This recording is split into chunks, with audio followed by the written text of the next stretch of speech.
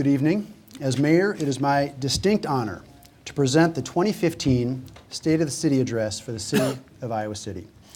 I would like to recognize my fellow City Council members and acknowledge their dedication to our community. Mayor Pro Tem Susan Mims and Council members Kingsley Botchway, Terry Dickens, Rick Dobbins, Michelle Payne, and Jim Throgmorton. Thank you for your service and for your leadership. I would also like to recognize the hundreds of city employees who serve our customers, the people and businesses of Iowa City, every day, all year long. You do very important work, and we thank you. 2014 was a year of planning and of positioning our operation for smart growth in the years to come. Despite a sluggish national economy and cuts in funding from the state, our community thrives and our economy remains strong. Our unemployment rate remains among the lowest in the country, and Iowa City continues to enjoy national and international recognition for its exceptional quality of life. The next few years represent an exciting time with the completion of numerous important projects that will enhance property values and help fund the many services and programs that our community demands. Economic development requires careful strategy, and it should be both environmentally and financially sustainable. With respect to the environment, we continue to encourage energy-efficient buildings and green utilities, including solar and geothermal. We have secured state funding to begin the development of a flood-resilient riverfront park, stabilize creek and river banks, and establish an urban wetland in riverfront crossings. This project will provide a wonderful neighborhood amenity and spur revitalization of the area. It will also help us manage the quality of the water that runs from the city into our waterways. To be sure, the flooding over the last 2 years highlights the need for flood mitigation and for green space along the river. The revitalization of riverfront crossings will complement aesthetic and infrastructure improvements planned for our downtown. The library playground resurfacing, our popular first-hour free ramp parking, the new lighting in the Northside Marketplace, and our customer-oriented ambassador program all represent steps toward a more diverse, vibrant, and inviting downtown. In the years to come, you will see significant projects on Washington Street, Dubuque Street, and City Plaza. These will include underground utility improvements, visual enhancements, and the creation of more usable sidewalk and cafe space. To be sure, the city's focus goes well beyond the immediate downtown. For example, projects at the Iowa City Marketplace, formerly known as Sycamore Mall, and the First Avenue retail corridor will improve bicycle and pedestrian routes and enhance the overall look.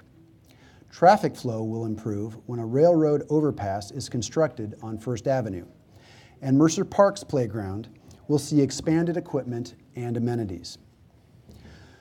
We continue to redevelop the Towncrest area. New commercial buildings, a new apartment building, facade improvements, and streetscape projects mark the first steps toward the revitalization of this neighborhood. The Highway 6 and Highway 1 corridors are getting facelifts themselves. Highway 1 just received a new trail extension, and a second phase is coming soon. Riverside Drive will soon have a pedestrian tunnel through the railroad embankment that will improve pedestrian safety. City facilities at the corner of Riverside and Highway 6 are being relocated, and this will open up an important site for commercial development. On the west side, the intersection of Mormon Trek Boulevard and Benton Street will soon have an additional turn lane. Improvements are planned at Willow Creek and Kiwanis Parks, and the redevelopment of Hawkeye Court apartments continues. On the south side, growth is strong around the new Alexander Elementary and the Terry Trueblood Recreation Area. And on the north side, considerable change is underway on both sides of Dodge Street, from Prairie to Sheen Road all the way up to Northgate Drive above the interstate. While any community would consider itself fortunate to enjoy this much progress, even more is on the way. The University of Iowa's new School of Music building is under construction at the corner of Burlington and Clinton Streets, and the university announced a preferred developer for the new art museum across the street. To the south, on Clinton, the new Midwest One Bank building is underway and will be joined by a new parking ramp and townhome project. These and other buildings will connect downtown with the impressive momentum we see in riverfront crossings. The economic growth I have described is important, and we should feel a sense of pride, especially in comparison to the stagnation felt in places throughout Iowa. But it is not the only measurement of Iowa City's health. And the fact is, our community faces real challenges that we must address. As in countless cities across the nation, Iowa City is no stranger to socioeconomic division. Last year's events, from Ferguson to Staten Island, placed the issues of social and economic inequality at the forefront of our national discourse. Here locally, a conversation on these issues is underway. In the months to come, you will see City Hall expand its engagement with the community, especially with historically disconnected populations. Many of the issues are tough to discuss, let alone solve. But as a community, we are stronger when we listen to and engage with each other. The good news is that few local governments enjoy a stronger commitment to transparency and community outreach than ours. For example, we have the only Citizens Police Review Board in the entire state, and it provides an important means of evaluating the interaction of our police officers with the public they serve. While Iowa City has had a CPRB for 17 years now, civilian oversight of the police has not spread to other jurisdictions in our area. We think it would benefit other cities in Johnson County, in addition to the county and university public safety agencies. Unlike most communities, our police department maintains a partnership with experts from St. Ambrose University to assess racial proportionality in traffic stops. The goal is to review police operations on an independent, data-driven basis and to promote the equitable treatment of all residents and visitors. Socioeconomic imbalance between schools and the availability of affordable housing are related issues and are the focus of considerable attention in the community. The support of healthy neighborhoods is one of the City Council's strategic goals and one that we take very seriously. We regard socioeconomic diversity as a clear indicator of neighborhood strength. While some would have you believe that socioeconomic imbalance in certain locations in Iowa City was planned or zoned into existence, the mix of neighborhoods is in fact affected by many factors, including the age of the housing stock, proximity to amenities and jobs, development costs, and available sites. One of the most important factors is where new schools are built. School siting decisions can have as much of an impact on neighborhood development and redevelopment as any public policy decision. Our school district can choose sites with the potential to develop into diverse neighborhoods and can insist that the cities and neighborhoods that benefit from new schools make this happen through zoning and land use policies.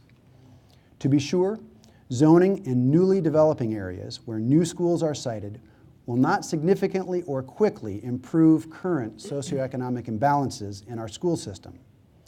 The reason is that zoning has little effect on existing neighborhoods where housing stock is already in place.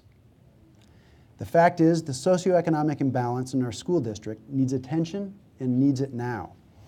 The school district recently rescinded its diversity policy, and until a meaningful replacement is implemented, there will not be progress toward equity. This conversation must happen throughout the district and not just within Iowa City. Last fall, when the school district asked the cities that it serves to address housing issues, Iowa City responded without delay and has already taken concrete steps in support of the district. Yet we cannot go it alone, and the focus cannot be solely on Iowa City. The entire district must be involved. We need community-wide participation to effectively address the problem of imbalance. Housing markets do not start or end at city borders. The metropolitan area represents a single market, and the school district represents nearly all of it. There are no easy answers to the issues the school district faces, and I applaud its willingness to tackle them. But social inequality and affordable housing are problems that cannot be solved with a single policy choice or within a single jurisdiction. We must commit to work on these problems together. Despite our challenges, this community is blessed by incredible amenities and services. And what's more, it is growing. Iowa City is consistently ranked as one of the healthiest, most educated, and most livable cities in the country. More and more people come here to live, visit, work, and play because of this quality of life. Our population growth means more homes and more businesses, all of which contribute taxes that fund the services we all expect. This will matter even more over the next decade as we brace for upwards of $50 million in lost revenue as a result of the state property tax legislation of 2013. Raising taxes and fees by $50 million is not an option, nor can we cut $50 million in expenditures and still keep our parks and other facilities open.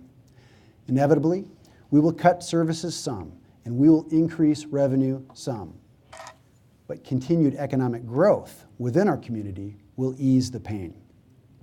Fortunately, the city is taking steps right now to meet the challenge of property tax reform and to make us less vulnerable to future revenue declines.